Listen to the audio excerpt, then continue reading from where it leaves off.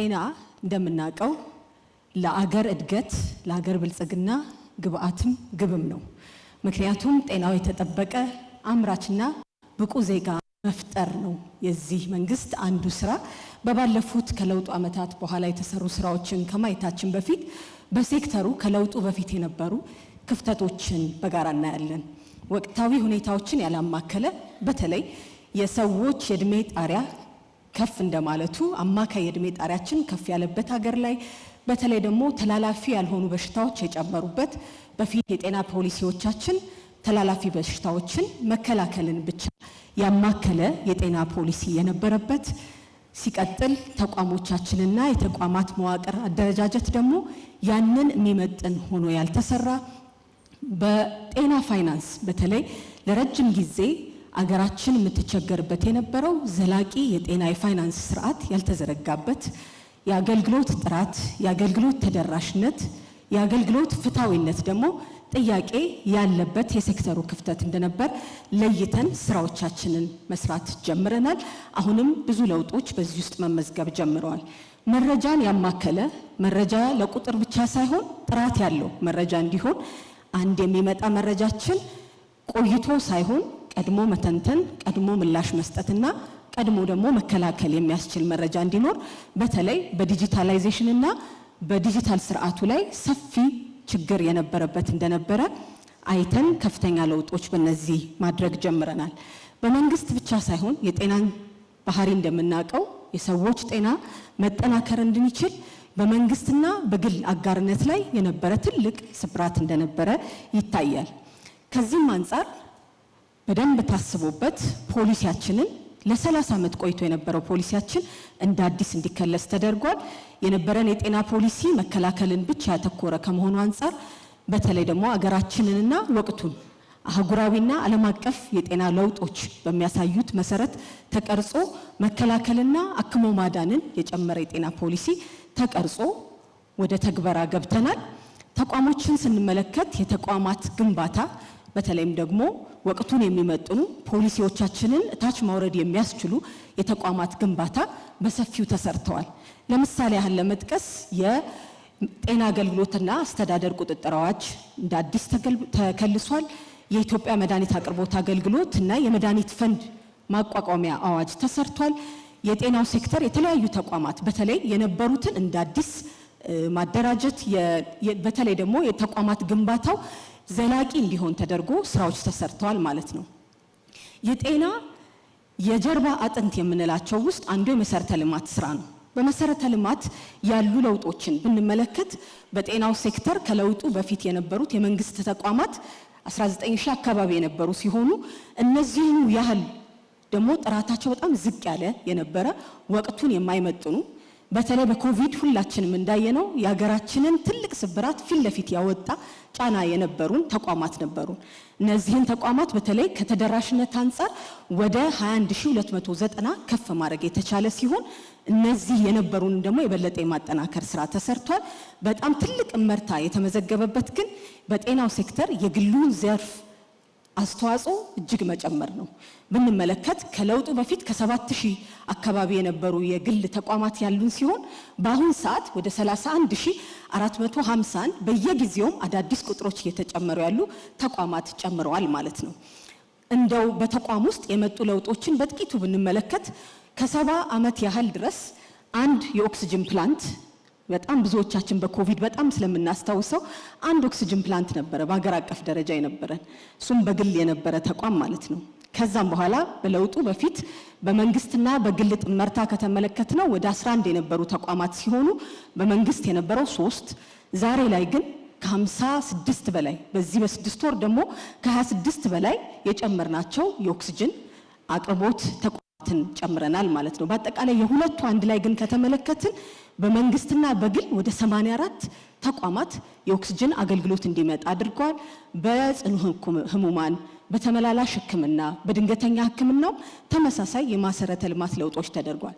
በአጠቃላይ ከ13000 በላይ የሚሆኑ የጤና መሰረተ ልማት ፕሮጀክቶች ተሰርተዋል። የጽኑ ህሙማን የድንገተኛ ላብራቶሪ የጽዱ ጤና ተቋማት ብዙዎቻችን የምንጠይቀው ተቋሞቻችን ጽዱ መሆን አለባቸው ብለን በጀመርነው ስራ ኢትዮጵያ ጽዱ ስትሆን ተቋሞቻችንም ከውስጥ ወደ ውጭ ስራዎች እንዲሰሩ ሰፊ ትግበራ ተጀምሯል።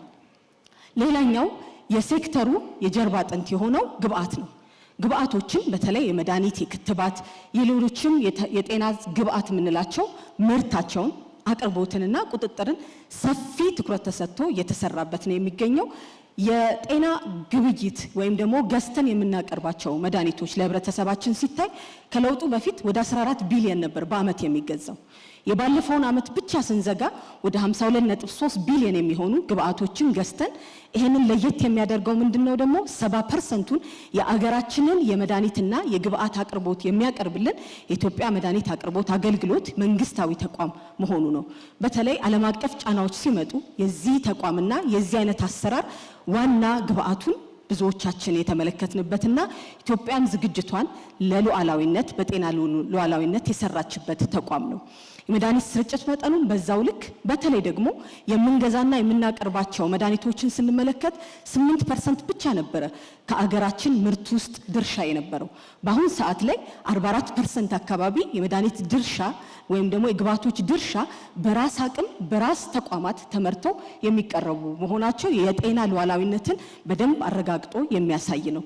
የመድኃኒት ቁጥጥርና ጥራታችን ደግሞ የምናቀርበው መድኃኒት ብቻ ሳይሆን ምግብም እንዲሁም ሌሎች ግብአቶቻችን ህብረተሰብ ጋር ሲደርስ በተለይ ኢትዮጵያ ታምርት ስንል የሚመጣው ግብአት ጥራቱን የጠበቀ እንደሆነ ለኛ ብቻ ሳይሆን ለአፍሪካም ለሌሎችም አህጉሮች ተደራሽነቱን ከመጨመር አንፃር የኢትዮጵያ ምግብና መድኃኒት ቁጥጥራችን በዓለም አቀፍ የጤና ቁጥጥር የዓለም ጤና ድርጅት ቁጥጥር መሰረት ተመዝኖ የመድኃኒት ቁጥጥር የብስለት ደረጃው 3ኛ ደረጃ ላይ ደርሷል። የመጨረሻው 4 ነው።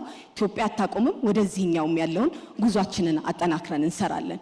በቅርብ ጊዜ እንደተከታተልነው ተቋሞቻችን ከአገር በቀል ዕውቀት ወደ ቴክኖሎጂውን ወደሚመጥን እንዲሁም ደግሞ አገራችን በግብአቶች ያላቸውን ትስስር ከመጨመር አንፃር የጥናት ተቋማትን በሰፊው ኢንቨስት ተደርጎበት የተቋማት ግንባታ ከተሰራባቸው አንዱ የአርመር ሃንሰን ሪሰርች ኢንስቲትዩሽን ነው።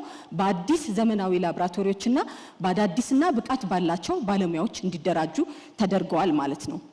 ለዚህ ሁሉ ግብአት ለዚህ ሁሉ የጀርባ አጥንት አንደኛው የጤና ፋይናንስ ስርዓቱ ነው። የጤና ፋይናንስ ስርዓቱን ብንመለከት የማህበረሰብ አቀፍ የጤና መድን አገልግሎት በ2013 በነበረበት ጊዜ ወደ 75% የሚሆኑ ወረዳዎቻችን ነበሩ የሚተገብሩት። በአሁኑ ሰዓት ወደ 91% ከፍ ማለት ችሏል። የዚህኛውን ዓመት አፈጻጸማችንንም ስናይ በእርግጠኝነት ወደ 95 ከ91% በላይ የሚሆንበትን ያሳያል ማለት ነው። በዚህ ውስጥ እንግዲህ 63 ሚሊዮን የሚሆኑ ዜጎቻችን የማህበረሰብ አቀፍ የጤና መድን ተጠቃሚዎች እንዲሆኑ ተደርጓል ማለት ነው። የህብረተሰቡን የመክፈል አቅም ያማከለ የጤና ስርዓትና የጤና ፋይናንስ ስርዓት መዘርጋት በሰፊው ተጀምሯል ማለት ነው። በዚህም የአባሎች መዋጮ በሰፊው ተቀይሯል። እንዲሁም ደግሞ ለጤናው ሴክተር የሚሆኑ ግብአቶችን እንደበፊቱ በሌሎች ብቻ መደገፍ ሳይሆን የመንግስትም አስተዋጽኦን በመጨመር በተለይ ከ3 ቢሊዮን በላይ የሚሆኑ ሀብቶችን በመንግስትም ኮሚትመንት በመጨመር ማሰባሰብ ተችሏል ማለት ነው። በዚህ ውስጥ ያገኘናቸው ትልልቅ አቅሞች ውስጥ ስንመለከት የበሽታ ተጋላጭነት በተለይ የወረርሽኝ ልየታ የወረርሽኝ ቁጥጥርና ምላሽ ስራችን በአገር አቀፍ ብቻ ሳይሆን በዓለም አቀፍ ደረጃ እውቅናን ያገኘ ሆኗል። የኮቪድ ወረርሽኝ በቅርብ ጊዜ የነበረው የማርበርግ እንዲሁም ደግሞ የኤምፖክስ በሽታ ብዙዎቻችን የምናስታውሰው ሲያልፉ ደግሞ በጊዜ በመለየት በጊዜ ምላሽ በመስጠት ያመጣናቸው ለውጦች ለኢትዮጵያ ብቻ ሳይሆን ለአህጉራችንና ለዓለማችን የመተማመኛ መንገድ ሆኖ ተቀምጧል ማለት ነው። የመረጃ ጥራታችን በዓለም አቀፍ ስታንዳርድ ተለክቶ ከለውጡ በፊት ከነበረበት 75% ወደ 93% እንዲደርስ ተደርጓል። የተዋሳያን መለየት በተለይ ዘረመላቸው ምን አይነት በሽታ ነው ምን አይነት ቫይረስ ነው በዛ ውስጥ ያለ የዲኤንኤ ዘርስ ምን ይመስላል የሚለውን የመለየት አቅም በማና ከተሞች ብቻ ሳይሆን በ5 የተለያዩ ቦታዎች የጄኖሚክ ሲኮንሲንግ የምንሰራበት ሰርቬላንስ የሚሰራበት ስራ በሰፊው ጨምሯል ማለት ነው። ይህ እንግዲህ በሽታን በራስ አቅም መለየት በሽታን በራስ አቅም ምላሽ መስጠት ኢትዮጵያ ታምርትና ኢትዮጵያ ደግሞ ለህብረተሰቧ ትጠቀም የሚለውን ካየን መሬት ላይ ማውረድ የምንችልበት ትልቅ አቅም መጥቷል ማለት ነው። ድንገተኛ የበሽታ ምላሽ ወይም ደግሞ የወረርሽኝ ምላሽ የሚያደርጉ ባለሙያዎቻችንንም ስንመለከት ሰፊ ስልጠናና ሰፊ አቅም በመጨመሩ የ400 በላይ የሚሆኑ ተጋላጭ የሆኑ ወረዳዎች ላይ ምላሽ የሚሰጡ ፈጣን ምላሽ የሚሰጡ ባለሙያዎችን አሰልጥነን በየቦታው ማድረስ ችለናል ማለት ነው። የመጀመሪያ ደረጃ ጤና ክብካቤያችንን ስንመለከተው የመጀመሪያ ደረጃ ጤና ክብካቤ ለጤናው ሴክተር የመጀመሪያ መነሻውና በምንም የማይተካው ስራዎቻችንን የምናስቀምጥበት ነው። የተለያዩ የሪፎርም ትግበራዎችን እየሰራን ነው። ከዚህ በፊት እንደሚታወቀው በጤና ኤክስቴንሽን ስርዓታችን ታች ድረስ ህብረተሰቡ ጋር መድረስ በተለይ ደግሞ መከላከልን ተሰርቷል። አሁን ደግሞ መከላከልና አክሞ ማዳን በያዝነው ፖሊሲያችን ውስጥ ከ400 በላይ የሚሆኑ ኦፕሬሽን መሰራት የሚችልባቸው ቀዶ ጥገና መሰራት የሚችልባቸው ተቋማትን በመጀመሪያ ደረጃ ጤና ክብካቤ ውስጥ ወደ እናቶች ወደ ህፃናት ጤና ማስጠጋት ተችሏል ማለት ነው። አገልግሎት ሽፋናችንም ከነበረበት 64% በአሁን ሰዓት ወደ 86% በላይ መድረስ ችሏል። ተመላላሽ ህክምናዎችን ብንመለከት በተለይ ደግሞ የጤና ፋይናንስ ስርዓቱ ላይ የማህበረሰብ አቀፍ የጤና መድናችን ለህብረተሰቡ በሰጠው ትልቅ ለውጥ በፊት ከነበረን የተመላላሽ አገልግሎታችን በአሁን ሰዓት ወደ 233 ሚሊዮን የሚሆኑ ዜጎች በተለያየ ጊዜ የመጡትን ሁሉ ደምሮ ማለት ነው በአመት ውስጥ ማድረስ የቻልንበት የተመላላሽ ህክምና ነበረን ማለት ነው። ይህም ወደ ተቋማት ሄዶ ቀድሞ በሽታዎችን መከላከልና ምላሽ የመስጠት አቅሙ በእጥፍ ጨምሮ እንዳለ ያሳየናል ማለት ነው። ይህንን ሁሉ ስንሰራ ዋና የጀርባ አጥንታችን የጤና ባለሙያዎች ወይም ደግሞ የሰው ሀብት ልማት ማሻሻያ ስራችን አንዱ ነው። በዚህ ብንመለከት የጤና ባለሙያዎቻችን ቁጥር ከለውጡ በፊት የነበረውን 218185 የነበረውን በአሁን ሰዓት ከ100,000 በላይ በመጨመር በዚህ በለውጡ ብቻ ከ325,000 በላይ የሚሆኑ የጤና ባለሙያዎች በተለያየ ሙያ ሰልጥነዋል። ይሄን ስንል ደግሞ ለኛ አገር ብቻ ሳይሆን ለሌሎች አገር ዜጎቻችን በተለይ ደግሞ ለአጎራባች አገሮችና ለአፍሪካ ዜጎች ሁሉ በራችንን ክፍት አድርገን ስልጠናዎችን በሰፊው እየሰጠን እንገኛለን። ይህም የባለሙያዎቻችንን በተለያዩ ባለሙያዎች ጥምርታ ከእጥፍ በላይ ያሳደገው እንደሆነ ያሳየናል። ባለሙያዎቻችን በተለያየ ሙያ እንዲሰለጥኑ ቅድም በትምህርት እንደሰማነው በትምህርት ተቋማት ሰፊ ስራዎች እየተሰሩ ነው። ተከታታይ የሆኑ የሙያ ማጎልበቻ ስራዎችም በዛው ልክ እየተቀየሩ ነው ያሉት። መረጃ የሌለው በመረጃ ያልተደገፈ የጤና ስርዓት ባዶ እንደመሆኑ የዲጂታል ጤና በተለይ የኢትዮጵያ የ2025 የዲጂታል ስትራቴጂ ያመጣልንን ለውጦች በመጠቀም ከ2030 የዲጂታል ስትራቴጂ ጋር በማስተሳሰር ደግሞ በተለይ የማህበረሰብ የጤና መረጃ የምንለው ከ112,000 አካባቢ የነበረንን ተመልከቱት። ከ30 ሚሊዮን በላይ የሚሆኑ ዜጎቻችን የጤና መረጃ በቀጥታ ወደ ተቋሞቻችን እንዲደርሱ ማድረግ ችለናል። ይህ እንግዲህ ለወደፊት ቆይቶ የሚሰራ የማህበረሰብ ጤና መረጃዎች ያለን የምንቆይበትን ጊዜ በቀጥታ ወደ ሪል ታይም የሚቀይር አቅም ፈጥሮልናል ማለት ነው። የጤና መረጃ ስርዓቶቹንም በተለይ መናበብ የሚችሉ ከ40 በላይ የሚሆኑ ዲጂታል ቱሎች በእጃችን ላይ ያሉ እነዚህን የማናበብ ከሌሎች ሴክተሮችም ጋር አጠናክሮ የመስራት ስራችንን በሰፊው እየሰራን እንገኛለን። የጤና መረጃ ስርዓታችንንም ከወረቀት አልባ የሆኑ ተቋማት በመጨመር በሰፊው ትልልቅ ስራዎች የተገኙበት የዲጂታል 2030 ግባችንንም በሰፊው የምንተገብርበት ስራ ሆኗል ማለት ነው። ይሄ ሁሉ ሲሰራ የክረምት በጎ ፍቃድ አገልግሎት አንዱ ግብአቱ ነው።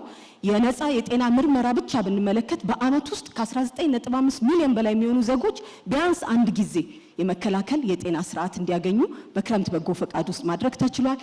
ራሳቸውን በመስጠት ህይወትን የሚታደጉ ደም ለጋሾቻችንንም ቁጥር ስንመለከት ከ423,000 በላይ የሚሆኑ ደሞች መሰብሰብ ችለዋል። በበጎ ፍቃድ ከሀገር ውስጥና ከሀገር ውጪ ሌሎችም ባለድርሻ አካላትን በማሳተፍ ከ10,000 በላይ የሚሆኑ ከባባድ የሚባሉ ህክምናዎችን ለማህበረሰባችን ማድረስ ተችሏል ማለት።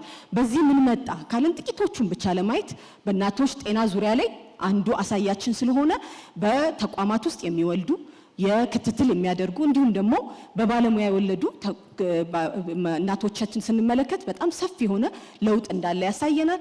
ከዚህም ጋር በተመሳሳይ በእርግዝና ወቅት ወይም በወሊድ ወቅት የሚፈጠር የእናቶች ሞት አዝማሚያን ስናይ በጣም ትልቅ የሆነ እመርታ የተገኘበት በፊት ከነበረን በ2000 ዓመተ ምህረት ካለው ካስተያየ ነው በጣም ልብ ልብ የሚሰበር ወደ 871 በመቶ ሺህ በህይወት ከሚወለዱ እናቶች የነበረው ከዛሬ 10 ዓመት በፊት ከነበረውም ጋር ስናስተሳስረው ከ412 በመቶ ሺህ አካባቢ የነበረው ዛሬ ላይ 141 በመቶ ሺህ በህይወት ከሚወለዱ ህፃናት ውስጥ የእናቶች ሞት ቅነሳ በሰፊው ማድረግ ችለናል ማለት ነው።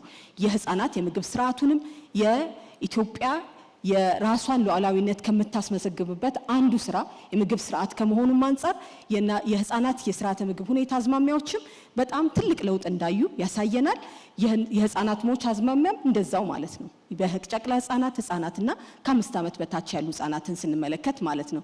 ይሄ ሁሉ ተደምሮ በህይወት የመኖር አማካይ የህይወት ዘመንም እንደምታዩት በጣም ሰፊ የሆነ ለውጥ አሳይቷል ማለት ነው።